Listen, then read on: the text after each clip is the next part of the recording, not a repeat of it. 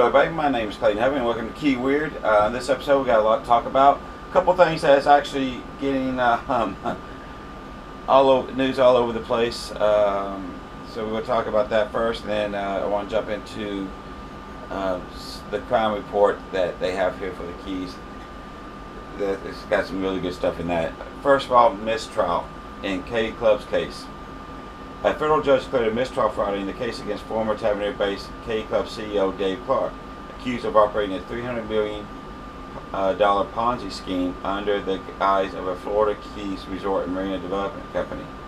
And also his wife got put in as well.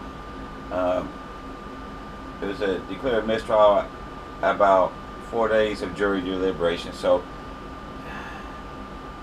I don't get this. They operate something. They took so much money from everybody else.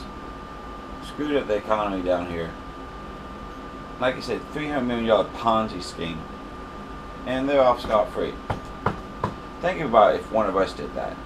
I know this is national news right now. It's all over the place.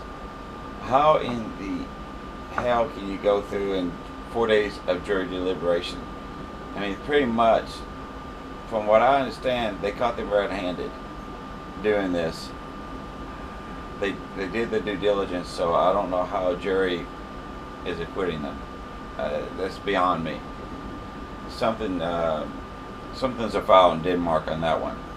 That's a shame, just a damn shame. Kind of lighten the mood here on Key Weird. Let's talk about the crime report. I want to go over and read you a few things that that I really love. Let's talk about most recently, and then I can work my way back. Police were called over roommate dispute. Now, I'll give this guy kudos for what I'm about to tell you. A man recently released from prison with a penchant for bringing girls back to an apartment where he apparently doesn't pay rent. Kind of spurred an argument with another roommate, according to the police. I mean, this guy will go back to an apartment that he doesn't pay rent to and just bring girls back over. He'd go like stay over at a friend's house, and then he'd just go out party and just bring girls over. The guy wasn't home. He'd be up in that guy's bed or his friend's bed, whatever. I mean, I'm like, really? The cojones on this guy, plus the audacity to do that. I just want to be there and watch the other person's face when they see this guy bring girls home all left and right. And this guy's got to be good looking, or he's something to be bringing girls home left and right like that. And for the person like, wait a minute, I'm letting you share my place. You're not paying me rent, but you got all these people running through here. Yeah, if you got money for that, you got money to give me for rent. So that's hilarious. Then Johnny Rockets, that's located at 217th Street, Duval. It's one of our sponsors as well. Great place. You can go out there and check them out. They had an issue last Saturday night. Someone tried to walk in and steal beer out of the cooler. So, just walk back there, walk behind the counter, open the cooler, and just grab your own beer. Yeah, I don't know where that works anywhere else in the world, but I guess they think it does down here.